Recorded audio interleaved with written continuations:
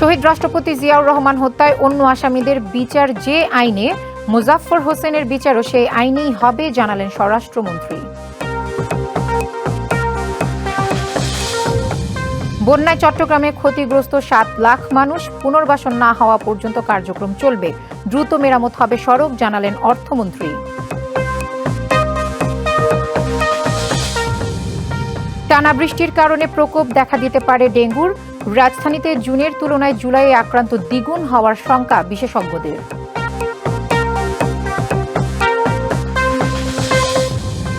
অস্থির ঢাকার কাঁচা বাজার, কেজিতে ৬০ টাকা পর্যন্ত বেড়েছে সবজি, কাঁচামরিচের ঝালে ডাবল সেঞ্চুরি, মাছ মুরগির স্বাদও চড়া।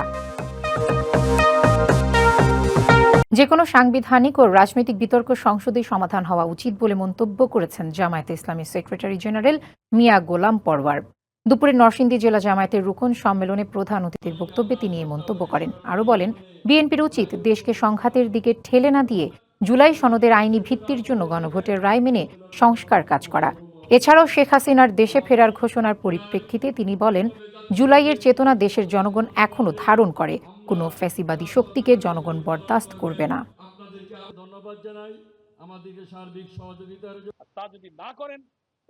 আমরা মনে করি যে কোনো সাংবিধানিক বিতর্ক, রাজনৈতিক বিতর্ক, সংবিধান নিয়ে বিতর্ক, এটা পার্লামেন্টে সমাধান হওয়া উচিত। বিএনপির উচিত দেশকে সংঘাতের দিকে ঠেলে না দিয়ে পার্লামেন্টে সংবিধান সংস্কার পরিষদে অধিবেশন ডাকুন, শপথ গ্রহণ করুন এবং জুলাই সনদের আইনি ভিত্তির জন্য যে গণভোট হয়েছে সেই গণভোটের রায় মেনে নিয়ে এটা কার্যকর করে সংবিধানে আপনারা সেই সংস্কারটা করুন, তাহলে এই সংকটটা নিষ্পত্তি হয়ে যাবে। ২৪-এর গণ অভ্যুত্থানে শহীদদের প্রতি শ্রদ্ধা এবং জুলাই গণহত্যার বিচার দাবিতে কফিন মিছিল করেছে জাতীয় ছাত্র শক্তি। জুমার নামাজ শেষে ঢাকা বিশ্ববিদ্যালয়ের কেন্দ্রীয় মসজিদ থেকে শুরু হয় এই মিছিল। স্লোগানে পুরো ক্যাম্পাস প্রদক্ষিণ করে রাজু ভাস্কর্যের পাদদেশে সমাবেশে মিলিত হন বিভিন্ন ছাত্র সংগঠনের নেতাকর্মীরা। এ সময় ঢাকা বিশ্ববিদ্যালয় ছাত্র দলের সাধারণ সম্পাদক সরকারের প্রতি জুলাই শহীদদের আকাঙ্ক্ষা বাস্তবায়নের অনুরোধ জানান। এ সময় ছাত্র শক্তির নেতারা অভিযোগ করেন, বর্তমান সরকার মুখে জুলাইকে ধারণ করলেও বিএনপি নেতারা টকশোতে জুলাইকে বিতর্কিত করছে। জুলাই নিয়ে কোনো দ্বিচারিতা মেনে নেওয়া হবে না বলেও জানান তারা। যে আইনে শহীদ প্রেসিডেন্ট জিয়াউর রহমান হত্যায় জড়িতদের বিচার করা হয়েছে, একই আইনে অবসরপ্রাপ্ত মেজর মুজাফফর হোসেনেরও বিচার করা হবে বলে মন্তব্য করেছেন স্বরাষ্ট্রমন্ত্রী সালাউদ্দিন আহমদ। কক্সবাজারের চকরিয়ায় লক্ষারচর ইউনিয়নে বিজিবির উদ্যোগে বন্যা দুর্গতদের মাঝে ত্রাণ বিতরণ শেষে সাংবাদিকদের তিনি এসব কথা বলেন। সেনাবাহিনীর সাবেক মেজর মুজাফফর গোপন অবস্থায় ছিল, লুকিয়েছিল বা পলাতক ছিল।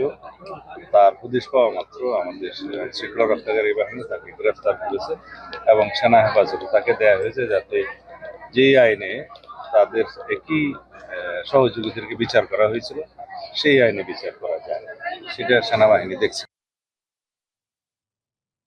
বন্যায় চট্টগ্রামে ক্ষতিগ্রস্ত ৭ লাখ মানুষ। এ তথ্য জানিয়ে অর্থমন্ত্রী বলেছেন, দুর্গত এলাকায় ত্রাণ, স্বাস্থ্যসেবা এবং পুনর্বাসন কার্যক্রম অব্যাহত আছে।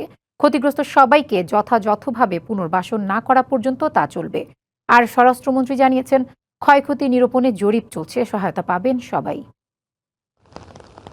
টানা বর্ষণ ও পাহাড়ি ঢলে সম্প্রতি বন্যা পরিস্থিতি তৈরি হয় চট্টগ্রাম ও সিলেট অঞ্চলে। পানিবন্দী হয়ে পড়েন কয়েক লাখ মানুষ। এসব অঞ্চল থেকে পানি নামার সঙ্গে সঙ্গে বেরিয়ে আসছে ব্যাপক ক্ষয়ক্ষতির চিত্র। ঘুরে দাঁড়ানোর চেষ্টায় দুর্গতরা। শুক্রবার চট্টগ্রামের বেশ কয়েকটি বন্যা দুর্গত এলাকা পরিদর্শন করেন অর্থ ও পরিকল্পনা মন্ত্রী। ক্ষতিগ্রস্তদের খোঁজখবর নিয়ে তুলে দেন ত্রাণ সহায়তা। বন্যায় চট্টগ্রামের ৭ লাখ মানুষ ক্ষতিগ্রস্ত হয়েছে জানিয়ে পুনর্বাসন কার্যক্রমে জোর দেন অর্থমন্ত্রী। প্রায় ৭ লাখের উপরে মানুষ পানিবন্দী চট্টগ্রাম ডিস্ট্রিক্টের মধ্যে। ৭৫,০০০ পরিবারকে শুকনো চাল, ডাল ইত্যাদি দেওয়া হয়েছে। যাদের বীজ দরকার, সার দরকার ইত্যাদি যা প্রয়োজনীয় পুনর্বাসন কাজ এরপরে শুরু হয়ে যাবে। কোনো রোগ, কোনো সংক্রামক কোনো কিছু দেখা দিলে তার জন্য সরকার সম্পূর্ণভাবে প্রস্তুত আছে। চন্দনাইশ ২০০০ এলাকায় বন্যায় ক্ষতিগ্রস্ত ফসলি জমি পরিদর্শন করেন কৃষিমন্ত্রী। জানান, কৃষি ও মৎস্য খাতে ক্ষতিগ্রস্তদের তালিকা করে ক্ষতিপূরণ দেয়া হবে। আমাদের কৃষি অফিসার আছে, ওনারা ডাটা সংগ্রহ করছে। কক্সবাজারের চকরিয়ায় বন্যা দুর্গত এলাকা পরিদর্শন করে স্বরাষ্ট্রমন্ত্রী জানান, ক্ষতিগ্রস্ত সবাইকে সহায়তার আওতায় আনা হবে। জনগণের পাশে সবসময় আমাদেরকে থাকতে হবে, থাকবো ইনশাআল্লাহ। আমরা দুর্যোগ মোকাবিলা করার জন্য আমাদের সমস্ত প্রস্তুতি আছে বন্যা দুর্গত এলাকায়, বন্যা পীড়িত এলাকায় অসহায় মানুষদের পাশে যাতে আমরা আমাদের সাধ্যমতো সহযোগিতা নিয়ে উপস্থিত থাকতে পারি। পরে বন্যা দুর্গতদের মাঝে ত্রাণ সহায়তা বিতরণ করেন স্বরাষ্ট্রমন্ত্রী। এদিকে বান্দরবানের রুয়াংছড়ি উপজেলার বন্যা কবলিত এলাকা পরিদর্শন করেন পার্বত্য চট্টগ্রাম বিষয়ক প্রতিমন্ত্রী। জানান, জলাবদ্ধতার কারণ খুঁজে বের করার চেষ্টা করছে সরকার। সবার কথা চিন্তা করছি, আমরা চেষ্টা করছি। Habibur Rahman, DBC news desk. কয়েকদিনের টানা বৃষ্টির কারণে ডেঙ্গুর দাপট আরও বাড়তে পারে। আগামী 2 থেকে 3 সপ্তাহের মধ্যে এর প্রভাব দৃশ্যমান হবে, এমনটা জানিয়ে বিশেষজ্ঞরা বলছে, মশা নিয়ন্ত্রণ কার্যক্রম জোরদার করতে ব্যর্থ হলে এ মাসে ঢাকায় ডেঙ্গু আক্রান্ত জুনের তুলনায় দ্বিগুণ হতে পারে। বর্ষাকাল শুরু হতেই নগর জীবনে অন্যতম আতঙ্কের নাম ডেঙ্গু। বছরের প্রথম দিকে কম থাকলেও ডেঙ্গু আক্রান্তের সংখ্যা বাড়তে থাকে জুন মাসে। জুলাইয়ে টানা বৃষ্টির কারণে বাড়তে শুরু করেছে এর প্রকোপ। ইতিমধ্যে চলতি মাসের 15 দিনে ডেঙ্গু আক্রান্ত ছাড়িয়েছে 3000। এ অবস্থায় সরকারের মশক নিধন কর্মসূচির সফলতা নিয়ে প্রশ্ন তুলেছেন অনেকে। কীটতত্ত্ববিদরা বলছেন, এবছর আর্দ্রতা, তাপমাত্রা ও বৃষ্টি সবই বেশি, যা এডিসের বংশ বিস্তারের জন্য আদর্শ পরিবেশ। এডিস মশা তারা একবারে 100টার মতো ডিম পাড়তে পারে, যেখানে কিউলেক্স মশা ভেলা আকারে ডিম পাড়ে, যেটা লক্ষ লক্ষ হতে পারে। কিউলেক্স মশাটার সংখ্যা যেহেতু বেশি, উৎপাদনের সংখ্যা বেশি, সেজন্য কিউলেক্স মশাটা আমরা বেশি দেখি, এডিস মশাটা দেখি না। কিন্তু এডিস মশাটা ঠিকই কিন্তু আমাদের রোগ ছড়াচ্ছে। বৃষ্টি হচ্ছে না বা অনেকদিন ধরে বৃষ্টি হচ্ছে না, কিন্তু হঠাৎ করে বৃষ্টি হলে দেখেন যে মশার উপদ্রব বেড়ে গেল। এটাই একমাত্র কারণ যে আগের সময় যে ডিমটা পেরে গেছিল সেটা তারা তাড়াতাড়ি ফুটিয়ে তারা মশার জন্ম দিতে পারে। জনস্বাস্থ্যবিদরা বলছেন, মশা নিয়ন্ত্রণে জরুরি ভিত্তিতে পদক্ষেপ নেবার পাশাপাশি ডেঙ্গু চিকিৎসায়ও মনোযোগ দিতে হবে। এবারে যে ব্যাপক বৃষ্টিপাত হলো এবং সারা দেশ জুড়ে এডিস মশা প্রজননের যে পানি জমে সেটা জমেছে, আগামী 2-3 সপ্তাহের মধ্যেই তার একটা লক্ষণ পাওয়া যাবে। আমাদের সরকারের দরকার যত কন্টেনার আছে যেখানে পানি জমে থাকে সেই কন্টেনারগুলো সংগ্রহ করে সেগুলোকে ফেলে দেয়া। যেখানে পানি জমে আছে বড় জায়গায় সেই পানিগুলোকে নিষ্কাশনের ব্যবস্থা করা, আর না হলে সেখানে লার্ভিসাইডিং করা। এসব পদক্ষেপ নিতে ব্যর্থ হলে বর্ষায় ডেঙ্গু সংক্রমণ বাড়তেই থাকবে, বলেন এই বিশেষজ্ঞ। জরুরি ভিত্তিতে তাহসিনা জেসি, ডিবিসি নিউজ, ঢাকা। টানা বৃষ্টি ও বিভিন্ন এলাকায় বন্যার কারণে অস্থির রাজধানীর নিত্যপণ্যের বাজার। সপ্তাহের ব্যবধানে কেজিতে 10 থেকে 60 টাকা পর্যন্ত বেড়েছে সবজির দাম। কাঁচা মরিচের কেজি ছুঁয়েছে 200 টাকা, আর মাছে বাড়তি গুনতে হচ্ছে কেজিতে 50 থেকে 150 টাকা পর্যন্ত। ঊর্ধ্বমুখী মুরগি ও ডিমের বাজার। বিক্রেতারা সরবরাহ সংকটের কথা বললেও ক্রেতাদের অভিযোগ, দুর্যোগকে পুঁজি করে সিন্ডিকেটে অতিরিক্ত দাম হাঁকাচ্ছেন ব্যবসায়ীরা। গেল কয়েকদিনের টানা বৃষ্টি আর বিভিন্ন অঞ্চলে বন্যার নেতিবাচক প্রভাব পড়েছে রাজধানীর বাজারে। চড়া সবজির দাম।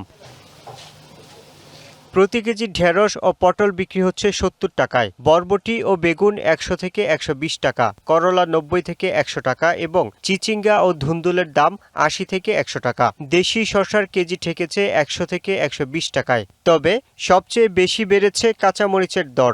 সপ্তাহখানেক আগে যা ছিল 100 থেকে 120 টাকা, তা এখন মানভেদে 160 থেকে 200 টাকা কেজি দরে বিক্রি হচ্ছে। মাল নষ্ট হয়ে আছে আগের মাল। টানা এক সপ্তাহ বর্ষার কারণে প্রত্যেকটা সবজি আইটেম দাম বাড়ছে। প্রত্যেক কেজিতে 20 টাকা থেকে 30 টাকা পার কেজিতে, 20 থেকে 30 টাকা কেজিতে বাড়ছে।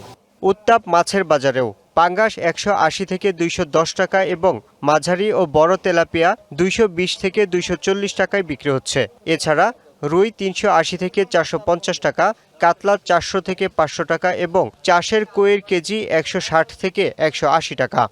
বন্যার কারণে, পানির কারণে মাছের দাম বেশি। রুই কাতলা 500, নিচের দাম 460, জনের আগে 400 বেচতাম, 460। বল মাছের কেজি 1000, আয়ের মাছ যেটি 800 বেচতাম, 1000 দেশি আয়ের। এদিকে মুরগি ও ডিমের বাজারও এখন ঊর্ধ্বমুখী। কেজিতে 10 থেকে 15 টাকা বেড়ে ব্রয়লার মুরগি বিক্রি হচ্ছে 170 থেকে 180 টাকায়, আর সোনালির কেজি ছুঁয়েছে 340 থেকে 350-এ। একই সাথে 5 থেকে 8 টাকা বেড়ে মুরগির ডিমের হালি বিক্রি হচ্ছে 45 থেকে 48 টাকায়। শুক্র বৃহস্পতিবার সেলটা বেশি দেখে একটু মালটা কম আসে, পাইকার একটু মানে এই জন্য একটু বাড়তি বাজার। বৃষ্টির কারণে মাল আসতে পারে না, এটা একটা অজুহাত, কিন্তু আসলে এটা অজুহাত না, এটা হয়তোবা সিন্ডিকেটের কারণে হয়তোবা এই সিস্টেমটা হয়েছে আর কি। ক্রেতাদের অভিযোগ, প্রাকৃতিক দুর্যোগকে পুঁজি করে বাড়ানো হচ্ছে পণ্যের দাম। যে বাজারে যে প্রাইস হাইক সেটা গ্র্যাজুয়ালি ইনক্রিজড, সেক্ষেত্রে আমরা আমাদের যারা সাধারণ পাবলিক যারা কমপ্লিটলি মানে উই হ্যাভ বিন সাফারিংস। কোনো অজুহাতে অসাধু ব্যবসায়ীরা যাতে কৃত্রিম সংকট তৈরি করতে না পারে সেজন্য কঠোর বাজার তদারকির দাবি ক্রেতাদের। Yusuf Rana, DBC news, Dhaka. জলাবদ্ধতার কারণে রাজধানী, বন্দরনগরী সহ সারা দেশে প্রতি বছর অন্তত 40,000 যানবাহনের ইঞ্জিন বিকল সহ বিভিন্ন যন্ত্রাংশ ক্ষতিগ্রস্ত হয়। অটোমোবাইল বিশেষজ্ঞরা মনে করেন, কার, অটোরিকশা, মোটরসাইকেল সহ বিভিন্ন বাহনের যন্ত্রাংশ নষ্ট হওয়ায় বছরে ক্ষতি কমপক্ষে 1,500 কোটি টাকা। ঢাকা সহ দেশের বিভিন্ন সড়ক ওয়াটার লেভেলে মেনে নির্মাণ না করায় জলাবদ্ধতায় গাড়ির ক্ষতি হচ্ছে মনে করেন বিশেষজ্ঞরা। রাজধানীর জলাবদ্ধতায় সড়কে এভাবে আটকে থাকে সিএনজি অটোরিকশা। নানা কসরতেও গাড়ির ইঞ্জিন আর চালু হয় না। শুধু অটোরিকশা নয়, চলতি মাসের বৃষ্টিতে জলাবদ্ধতায় ক্ষতিগ্রস্ত হয়েছে প্রাইভেট কার, মোটরসাইকেল সহ বিভিন্ন বাহনের ইঞ্জিন সহ নানা যন্ত্রাংশ।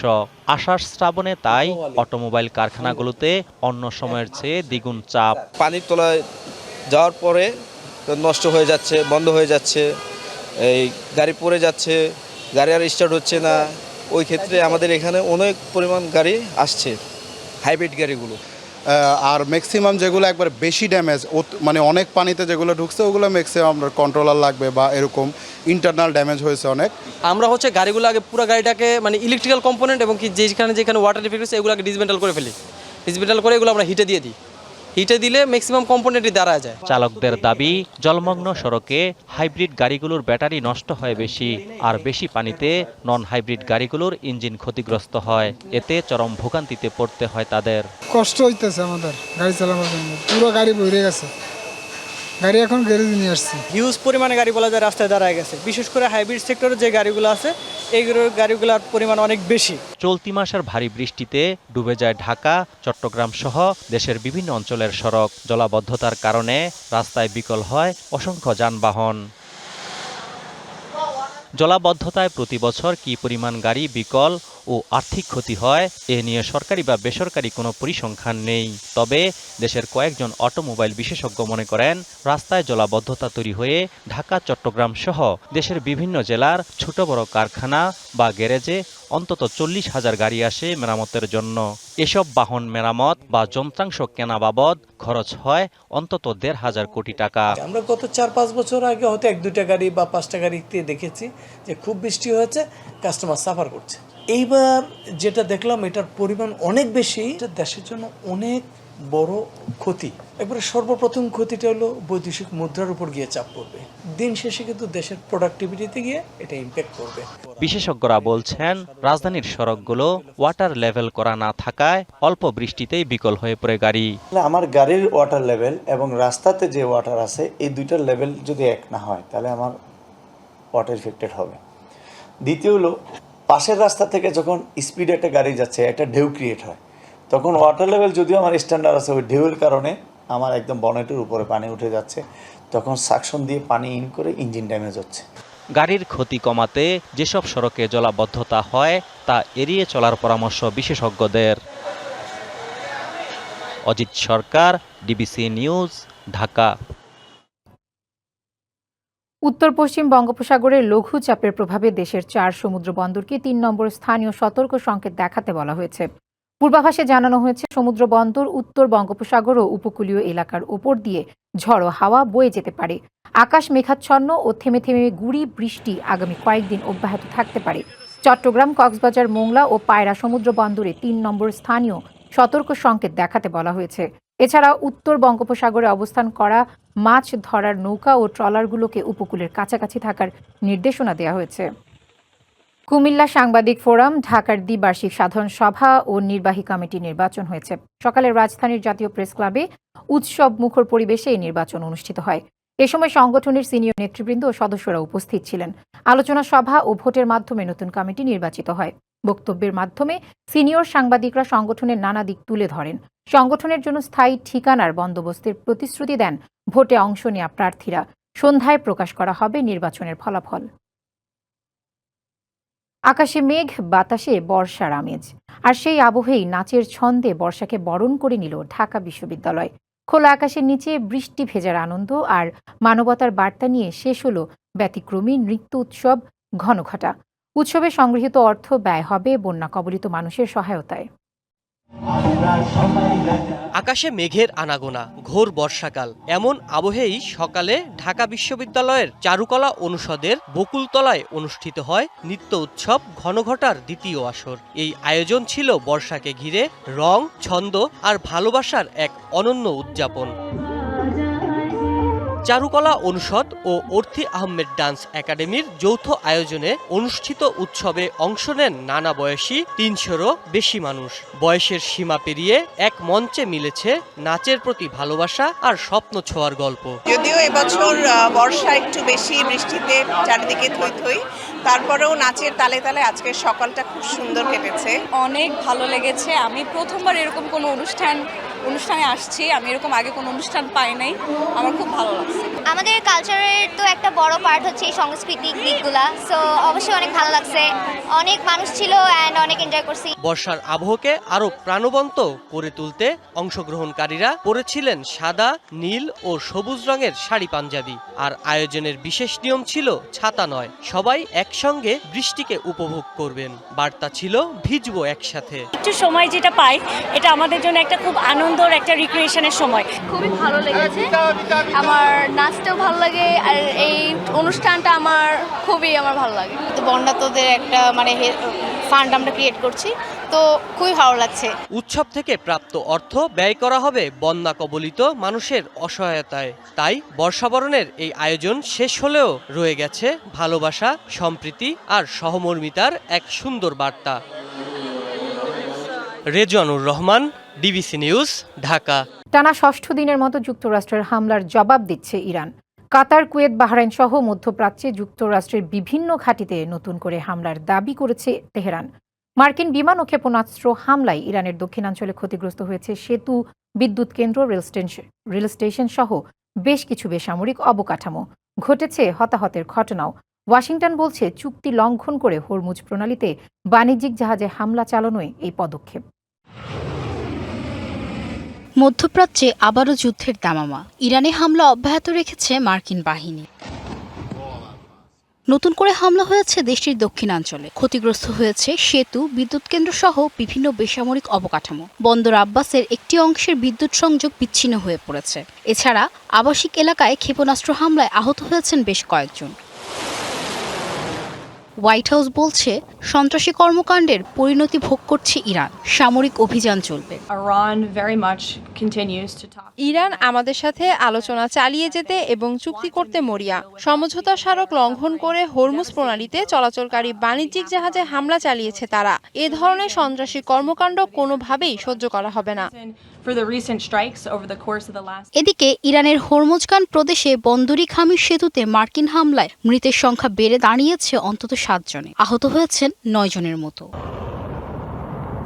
হামলার জবাব দিচ্ছে ইরানও। কাতার, কুয়েত, বাহরাইন সহ মধ্যপ্রাচ্যে যুক্তরাষ্ট্রের বিভিন্ন ঘাঁটিতে নতুন করে হামলার দাবি করেছে তেহরান।